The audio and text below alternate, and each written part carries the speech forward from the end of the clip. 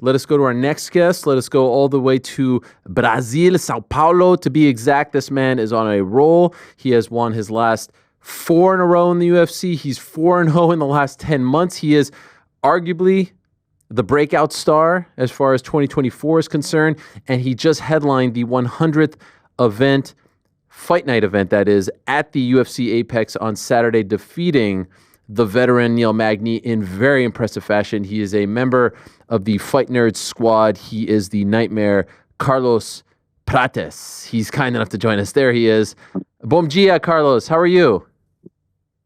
Bom dia, my brother. Thanks so much for inviting me. It's a huge honor being here with you today, talk with you. Thank you so much. Oh, it's my pleasure. It's my honor. Honestly, I'm a real big fan of what you are doing. It's a joy to watch you fight, and it's a joy to see the way in which you promote yourself and you deliver. I love everything about what you and your team are doing. So first, congratulations on the win on Saturday. This seems to have wrapped up an incredible year for you. 2024, what a dream for the Nightmare. Are you able to make sense of what has happened to you over the past year? Because you have now become one of the top, rising stars in the UFC's welterweight division. And a year ago, you weren't in the UFC. People weren't talking about you like they are now. Have you been able to wrap your head around all of this? Yeah, to be honest, now it starts to make sense, but uh, now today I arrived in Brazil, and then I was without the internet. And then when I turned my internet on, I saw a lot of posts saying I'm number 13 in the world, come to UFC ranking and things like that. And I was like, then I realized everything what happening this year, And yeah, because before I was doing like living, how I can explain like day by day, and not think too much about that. But now it's make a lot of sense. That has to be a dream, right? To see a number next to your name in the UFC. Is this happening sooner than you thought it would? I think so. I think because I was expecting like you fight less, or I was expecting like UFC probably don't give me a lot of opportunities like they give me or something like that. But yeah, for sure. Can I ask you about the finish on Saturday? Because I'm not suggesting for a minute that there was something weird, but it was just such a fast shot that grazed the top of his head. When it was happening in the moment, were you surprised that he fell and was knocked out cold like that? And okay, so you weren't. Clearly, you weren't, because watching it live, I had to keep rewinding it to see what happened because it was so quick. Yeah, bro. The first knockdown, the punch got on the same place of the second one. Hmm. I think that's why was not on the middle of the head, but not too strong. But when he got the punch, he was on the ground already. He was knocked out. There was some talk of That, you, I believe, fighting on this card on Saturday at Madison Square Garden, and then they moved you. Were you disappointed that you weren't on the MSG card as opposed to the Apex card last week? now I'm not disappointed because I think it was a really good change for me. The main event, I would fight on the prelims if I fight in 16 November, and then we changed to main event. So I think it was a really good change. Okay, so no problems there. And of course, some big cards are coming your way, no doubt. Obviously, your team is making some big moves and some waves. Could I ask the whole concept of the Fight Nerds, the glasses, just the whole vibe of the team, who came up with that? I think Caio and Pablo, they come up with too many ideas, and they are like the front guys, like the front line. They are the real nerds, and then we start to do everything together after. And when was the team born? Like, when was the idea, the name Fight Nerds? When was that born? Mm, Bro, it's a good question, because I'm a fight nerd in maybe 2 years, 1 year and no, almost 2 years. So I don't know. I think it starts with Pablo and Caio, and then come another guys like I think after Roof come, And then me and Jean, we come the same time. I think 1 year and a half or two, almost two. And when you joined, there were already the fight nerds, right? Yeah, yeah, yeah. I come to train with them because one of the coach there, Flavio Alvaro, was my former coach when I was training shoot box. Before I leave to Thailand in Brazil, before when I was living in Brazil, before I leave to Thailand, I was training a lot of grappling and MMA with Flavio. And then I leave to Thailand. I was in Thailand for almost 6 years, and then I back to Brazil. Then I back to Brazil in my city, Taubaté.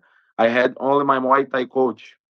And then I come to Flavio and talk with him, and then he say, "Oh, for sure you can back to train grappling and things like that, wrestling."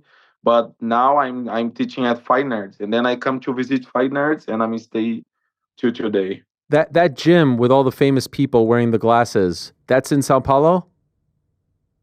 My first gym, No, the gym I always see you guys training in, and there's the paintings of like Albert Einstein and Bruce Lee and Muhammad Ali. yeah. There's the Fight Nerds. Yeah, and that's in Sao Paulo? Yeah, in São Paulo. There is not my city.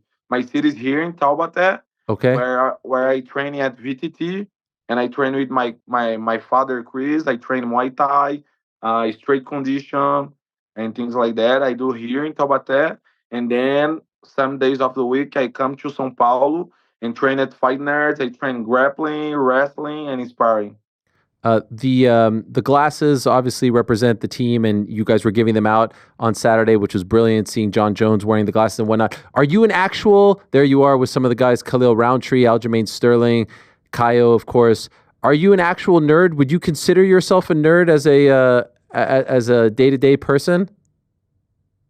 No, of course no, but I think everybody can be a nerd from for different angles. Yes, because you don't seem like a Yeah, nerd. In fact, I believe you've been smoking cigarettes, right, since you were a little kid. yeah, yeah. How old Yeah, were you since when you when I first was smoked a cigarette? 12 and 13 years old, and Incredible. I start. Uh, Yeah, can I tell you something, Carlos? Honestly, yeah. I have never put a cigarette to my lips. I've never touched a cigarette with my lips. Could you believe that? Really? Yeah. Wow. What do you think of that? Is that weak? That's cool. Is that nerd? Maybe I'm the nerd. Yeah, yeah. When I was at school, you had good scores and things like that. Kind of. Yeah. How about you? Yeah, yeah. No, I'm not. I'm not. Nothing. You didn't take it seriously. Nothing. No. I usually when I was kid, I really enjoyed to come to school, but I didn't like to study. And so when you're at school and you're smoking all this stuff, are you telling people that you're going to be a pro athlete, or did that happen later in life where you dreamed of Nah, this? no, not really. When I was at school, I was playing soccer and yeah, the different sports, not fighting. And then I started to fighting at 15, and then I stopped it to go to the school at 16, something like that. So what did you think you would I be? ever didn't imagine it be like a professional fighter when I stopped the school. What did you think your future would be? What did you think that you would do when you were older? Bro, I have no idea. I was thinking about or do something like he come to some university and make a lot of money and he spend everything with parties and things like that. Like how can I explain in English, but do some university and then I could get a job to make a lot of money and just spend money with parties and things like that. Or I don't know, maybe outlaw or something like that. I don't know. Who introduced you to fighting? Um, one the father of my really good friend. Usually he have like a DVD from Pride, Yeah. Pride FC, and then I was watching, and then the first time I saw and I think really nice, and then I come to my mom and say I want to training, and then she say no, for sure you don't want to do that, and My mom didn't like what she watched that time, and then I think 2 years after, I come to the gym and start to train. And how long afterwards do you go to Thailand to train over there? I start to train at 15, and I moved to Thailand with 22 years old. I think I trained 7 years in Brazil, and then I moved to Thailand. Okay, and in Thailand, I understand you train with the likes of Khalil Roundtree, Israel Adesanya, even Zabit, right? Did you train with him over there? Yeah, I trained one time with Zabi, Douglas Lima, many really good fighters.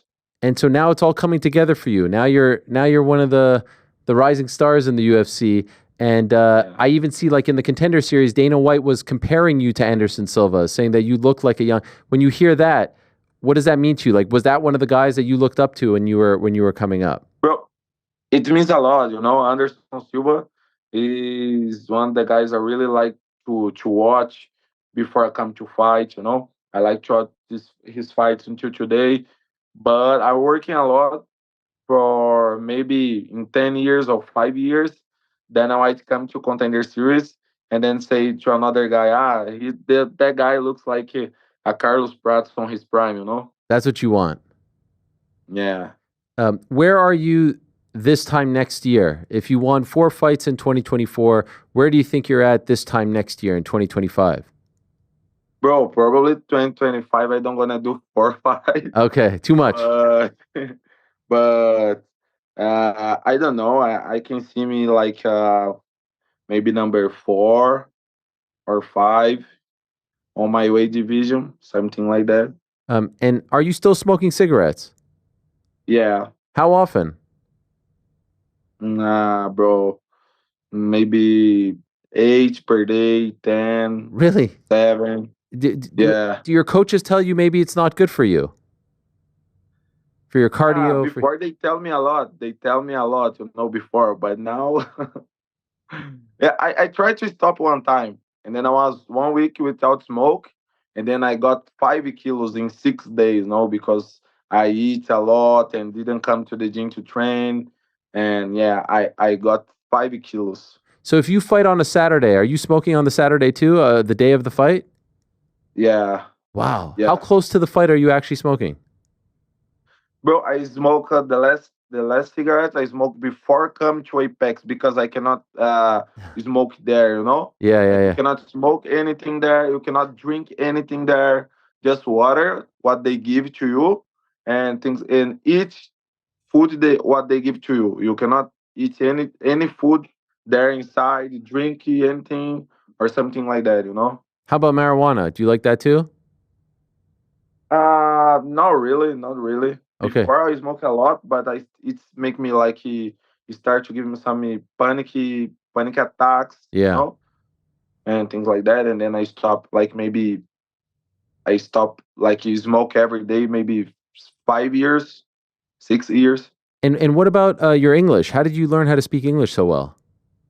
Uh, my mom is English teacher in Brazil. Oh, wow. So before I moved to Thailand. I knew already English, but I didn't speak English, you know. And then when I come to Thailand, it stay there like 1 year, 2 years, and then I start to speak English because I train at Tiger Phuket Top Team, and the head coach was from US, so I had to learn English and start to speak English. And you're still very close to your mother. I understand you're still living with her, right? Yeah, yeah. In 2020, with the pandemic, I leave Thailand because my mom was alone here in Brazil and she's 17 years old. Yeah. And you know that time was crazy. We even didn't know what it was true or fake news. So a lot of people dying here in Brazil and things like that. And then I said, no, I'm gonna back to Brazil and help my mom, take care about my mom. Well done. Well done. And is the plan still Australia? Is that what you want to do to fight on that card? I know you said that on Saturday, but now a few days later, is that what you want? Sorry, say again. You said you wanted to fight on the card in Sydney, in Australia. Is that still what you'd like? Yeah, I really would like to come to Australia, fight there. I have a daughter living there, so it would be really cool fight there again. How many kids do you have? One, Okay, and she lives. Do you get to see her often? yeah, Okay, so that's amazing that you get the opportunity. Do you think that they are going to oblige? Do you think they'll give you that shot? I think so. I think so. Yeah, and When I talk after my fight, I was looking to Saint Shelby, and he smiled, and I asked to fight in Australia. He smiled like I feel like he think like his smile was like I can't say no. yeah, they like you a lot. It's a great spot to be in. And you mentioned Jack Della. Do you think that's possible, or are you just shooting for the biggest name? Bro, to be honest, if I was, I don't know how to say English, if I was or if I would, you know, Yeah. or Jack Della Madalena, I would say no. But I'm Carlos Pratt, so I won't fight him. Yeah. But of course, if I was like the number 4 and the number 13 asking to fight me, I would say no, no way. Well, let's see what You know? happens. I hope they put you on the card so you can see your family. And it's amazing to see the rise of not only you but the entire team. I love your demeanor and everything that you guys are doing. So, parabéns, as they say, right? Thank you. Parabéns. Obrigado for the time. I know it was a little hectic. You were landing and coming on the show, so thank you very much. And I wish you nothing Thank but you. the best and continued success as well. Thank you so much, brother. Thanks so much. Thank you also for inviting me and being here today, talking on the biggest MMA podcast in the world. Was a huge honor for me. Thank you so much. Thank you, my friend. All the best to you, and we'll talk to you soon. There he is, the Nightmare, Carlos Prates. And actually, our good friend Guilherme Cruz, if you're wondering why he is, in fact, referred to as the Nightmare, it's actually because of a TV show in Brazil that I guess he looks like one of the main characters. We have the tweet right here from the Brazilian beast himself. Fun fact, Carlos Prates' nickname, the Nightmare, has nothing to do with being a nightmare to his opponents or whatever. It's because he looks like